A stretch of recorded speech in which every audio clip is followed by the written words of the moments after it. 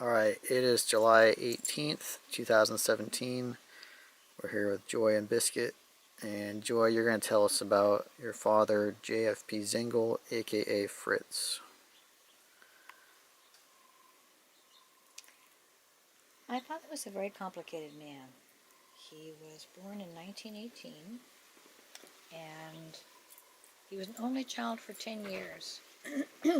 His second brother, Charlie, was born in June when my father was 10 years old. And my father spent a lot of the time on his own. He was very adventurous and used to ride the New York subway all over New York. He was born in Brooklyn and grew up in New York. He used to ride the subway all over New York by himself, and he would, in a sense, he was sort of like you, Justin. He would talk to all sorts of different people, and he would just investigate anything that he found interesting, and very, very curious, very curious.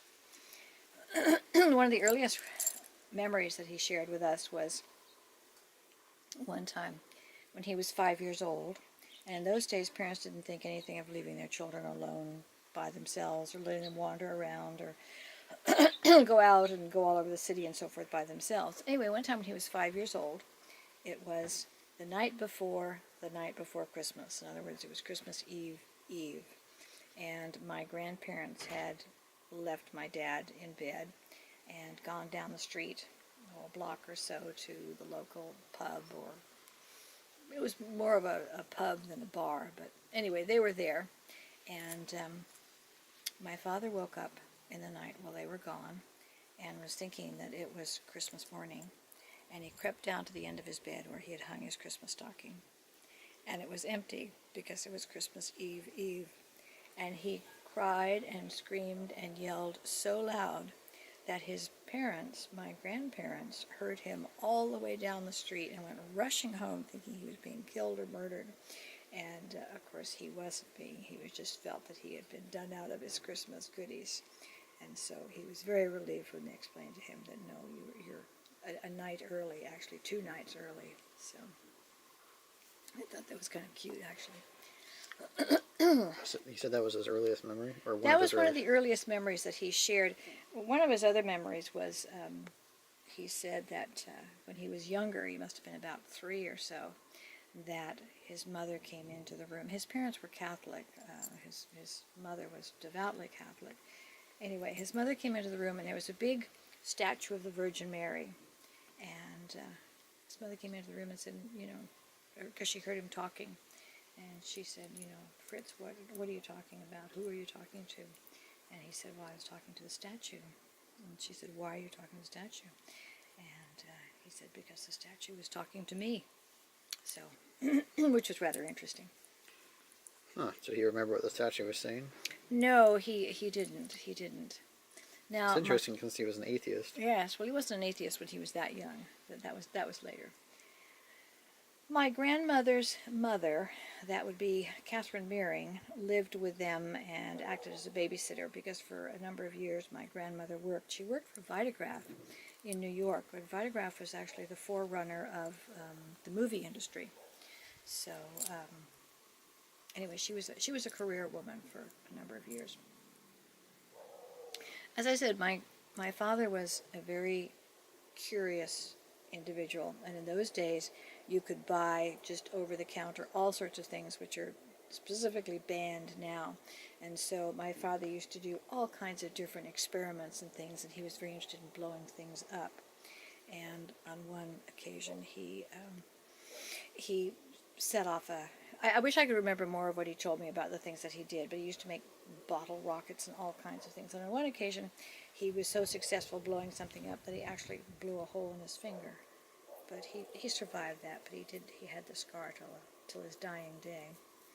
The little bookcase that's in the bedroom is one of the things that he used to put his pots and so forth on when he was making his experiments, and you can see there's still some rings and stuff from. You mean jars of chemicals and things like that, right? Exactly, jars of chemicals and things like that, right? And he used to heat things up too, so there's some like burn marks on it too. With like a Bunsen burner or something? I don't know, but that sort of thing. Outstanding. as I said, he was very adventurous, and my grandmother, his mother, used to worry about him for good cause. One of the things he used to like to do is he used to like to go swimming. In those days, they lived in Garrettson Beach, which is near Sheepshead Bay, and in those days it would have This is been, in Brooklyn, New York, by the yes, way, for those of you that don't know. yes. In those days, it would have been very beautiful because it wasn't all developed and polluted and everything the way it is now. It was, you could still fish in it and swim in it and like that. And so my grandmother, knowing that my father was of the adventurous sort, told him not to go swimming, not to swim across Sheepshead Bay because that was something that he wanted to do. And he sort of set that as a goal for himself. So she specifically forbade him to swim across Sheepshead Bay and made him promise that he would not. So what he did, being my father, was he couldn't swim, by the way. He wasn't a very good swimmer at all. He got a can, and You mean like a coffee can? like a coffee can, that's right, and he held the coffee can in one hand, and with the other hand he paddled out to the middle of Sheepshead Bay, and then he paddled back again, using the can as sort of like a life preserver. So he obeyed the letter of his He promise, but not obeyed the the letter, spirit of it. yes, exactly, and he was very good at that. My grandmother and grandfather had to be very careful about how they said things, because if there was a way, he would have been a good lawyer, if there was a way to wiggle out of it, or to manipulate it, massage it in such a way that he actually obeyed but not obeyed, then he would certainly do that. My grandmother was a perfectionist, and my father was very bright, and so my grandmother had very high expectations of what my father would do. My father went to Catholic school, and on one occasion,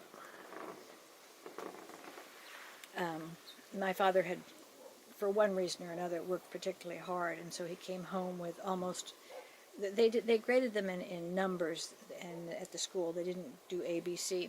Anyway, he came home with almost a perfect report card. It was like 98%, which was like just phenomenal. And my grandmother and my father never forgot this. My grandmother said to him, she looked at him, and it was just phenomenally good. She looked at him and she said, "Well, if you'd worked a little harder, you could have gotten 100%. And my father, being my father, the very next semester, he barely passed. He got like, barely passing in his grades. He thought, I'm not going to put effort into this. So, in some ways, my father had a very tragic life. He certainly had some devastating experiences in his life. He told my sister and me on one occasion, for example, that he had been sexually molested as a child, and Presumably by the Catholic priests.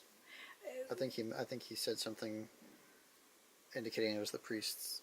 I don't remember, but yeah, I don't either. Given that he was, he went to church and all that kind of stuff, it's not unlikely. But I don't know anything more than that. But that certainly affected him. And another thing that affected him very deeply was that I mentioned that when he was 10, his younger brother Charlie was born, and Charlie was apparently a darling little boy, blonde hair, blue eyes, everybody's darling child. And when he was just 2 years old, he was involved in a terrible accident where someone had left a pot of boiling water, or water boiling on the stove, and Charlie wanted to get some water for his watering can. And so he reached up to the pot to get water, not realizing that the water was boiling, and pulled the whole pot down on himself. And it was a terrible tragedy in those days, of course, because this was the 1930s. In those days, they didn't have the medical advances that they do now, and even now, burns are very, very difficult to treat successfully. Anyway, he died like 9 days after the accident, and it was a very, very hard, very tragic death. And it just tore the family apart. My father was devastated, and to the day he died, he would never, ever talk about it. I remember on one occasion my mother happened to say something about it while my sister and I were there, and my father immediately told her to be quiet. It was not going to be talked about. There would be no discussion of it. So nobody in the family ever talked about it, and so it just sort of was buried and was a source of, obviously, a great deal of pain. So that must have had a profound effect on my father. Why did Fritz feel responsible? I don't know that he felt responsible, except that any member of a family where something like that has happened is going to feel sort of a variation of survivor's guilt, if you will. It could have been me, or maybe if I'd done this, it wouldn't have happened, or if I'd done that, it wouldn't have happened. My father's grandmother, my grandmother's mother, as I said, was babysitting. She was in the home at the time, so I don't know whether little Charlie was her responsibility or whether little Charlie was supposed to be my father's responsibility. Obviously, nobody would ever speak about it, so we have no idea what the actual circumstances were. But anyway, it hurt my father a great deal, and it almost destroyed his family. So that obviously had a profound effect on him.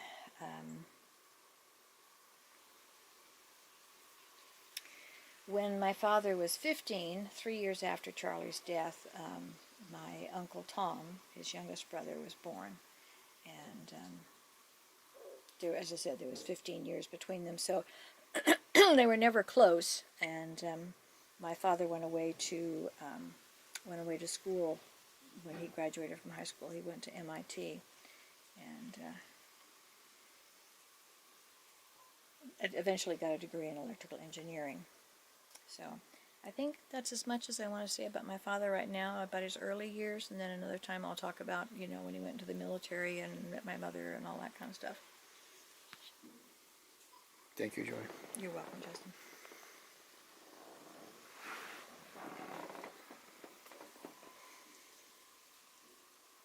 Biscuit was very well behaved during that. He's usually well behaved. I'm not sure about that, but he was well behaved during this. When I talk about my father as an adult, I'll talk about, I don't know how personal you want me to get, but he killed a man. And so, as I said, he had a number of different experiences that obviously profoundly affected him. Yeah. Well, that'll be a good preview for the next video.